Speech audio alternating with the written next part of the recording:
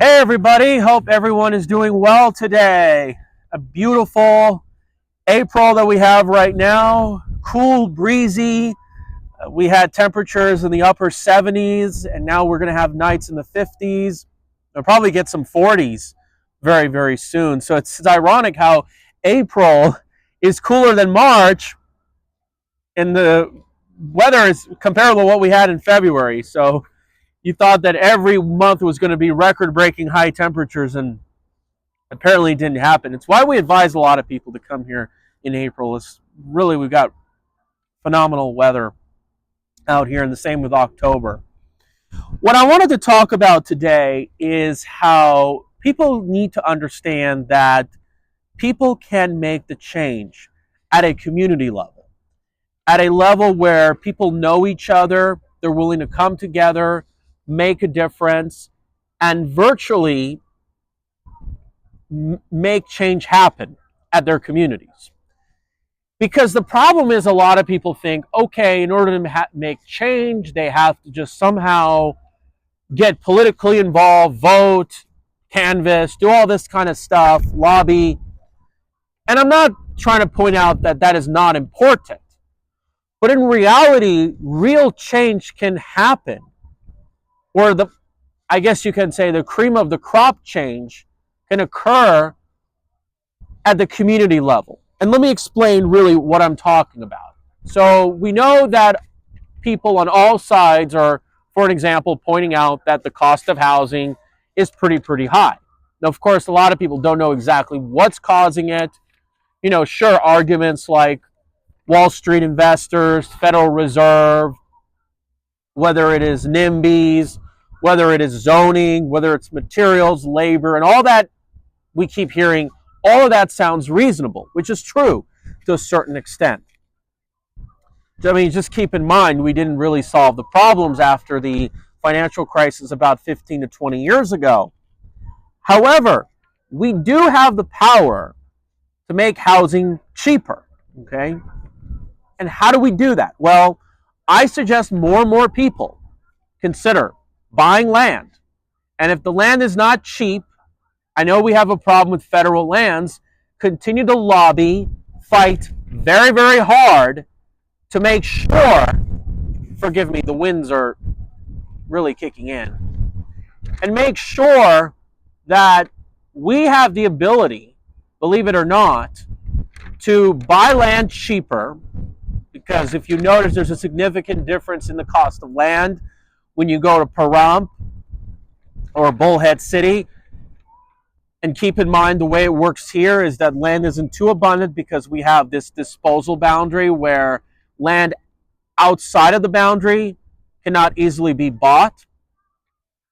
So fight for it, or just basically get what you can get, because there's still some bargains that are out there, like what I get. Buy the land, learn some labor. You don't always have to rely on others to build you a home.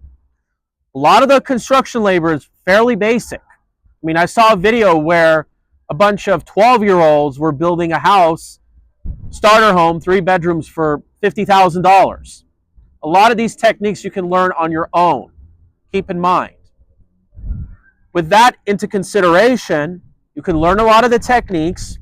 You can buy your own materials. There's a lot of discount places you can go to buy materials fairly cheaply. You can even produce your own materials. I mean, there's people that they can show you how to make some adobe bricks, which is a type of construction I recommend out here in the southwest part of the country.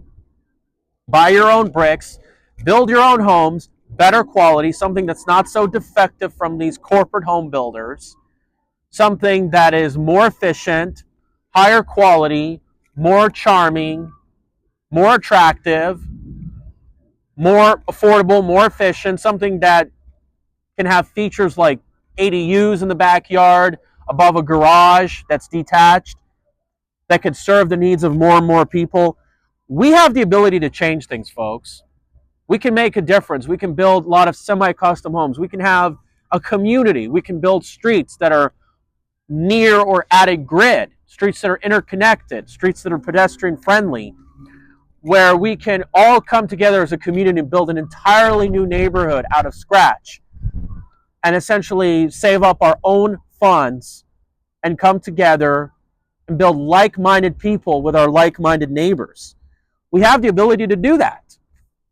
Heck, we can get to know our neighbors, build stronger friends, have get-togethers every week or so. Children can play outside.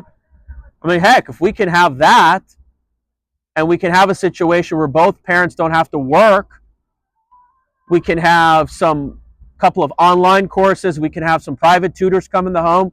We really don't need to be reliant on public schools. And heck, we can even reduce the need of even having property taxes, believe it or not. Keep that in mind. We can build strong social networks, come together in times of toughness. And not to mention, speaking of families and children, we can not only build a sense of community, but we can network with people to essentially match people up for dating, relationships, all that good stuff. We don't really need to rely on these so-called apps or nightlife venues or all the other methods that have such a very poor success rate. I mean, this is how people used to start relationships.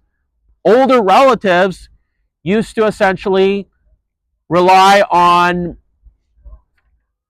just a natural community-based matchmaking system. That's what we really need to do. When we have a sense of community, we can open our own banks. We don't have to be dependent on the financial system. We can produce goods. We can open our warehouses. We can have to learn some craftsmanship, make our own furniture, our own clothes, a bunch of other things. We don't have to depend on overseas sweatshop factories. All for what? What are we doing this for? We can produce our goods closer to home. We don't have to depend on these trade deals we've had for decades, and hence produce our own jobs when we produce things. We don't have to depend on these corporate employers that treat us like crap, that see us as disposable, with these Wall Street hedge fund, private equity zombies ruining the whole show. We can have our own recession-proof businesses and not just produce goods, we can produce foods. What about having greenhouses that uses less water, higher quality produce, or even animal products, that we don't have to depend on these few corporations that produce these unhealthy, consolidated, and increasingly overpriced food services. We can have our own corner stores, build our own cities where it's more attractive to have corner stores, get rid of the codes and policies that make corner stores less attractive, particularly in zoning. Maybe create our own main streets. We've got all this desert land that we can build our own cities out of scratch. And therefore, we can create compact-sized cities. We don't need these large entities, these large school districts, counties, cities. We can have cities of, 5,000, 30,000, 70,000 people. More of those instead of relying on these large entities that we have out here, all of them which have over 200,000 people. And think about it. We have the power to change things. And I've been telling a lot of people, even back from the early 2010s, from the fallout of the financial crisis, break the chains, stop supporting these large entities, come together as a community level, because that's what we really lost ever since then. That's what we've really abandoned over the last several decades. We hardly even know our neighbors. We hardly have a society where we back each other up. I mean, sure, in this apartment building, there's people I see once a week. We have had get-togethers, but not at a point where we really got each other's back, not at a point where we really had where children were, well, we don't see a lot of children living in this neighborhood, you know what I mean, but, in the farther out neighborhoods, we don't see a lot of children playing outside, and this is one of the things we've lost.